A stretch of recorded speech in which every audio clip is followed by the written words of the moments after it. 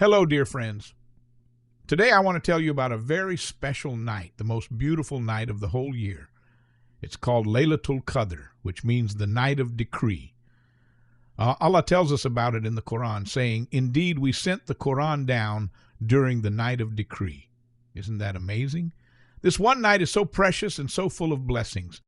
Long, long ago, on this blessed night, something wonderful happened. The angel Jibril came down from the heavens with a message from Allah. He brought the very first words of the Qur'an to Prophet Muhammad, peace be upon him. It was a gift of guidance and light for all people. The Qur'an began its journey to us on this magical night, making it more special than 1,000 months.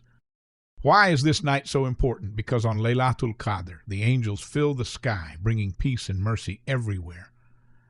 Allah listens extra carefully to our prayers. It's like the doors of heaven open wide and every good wish we make can come true. Muslims stay awake, praying and asking Allah for forgiveness and blessings. What can you do on this special night? You can be extra kind to everyone around you.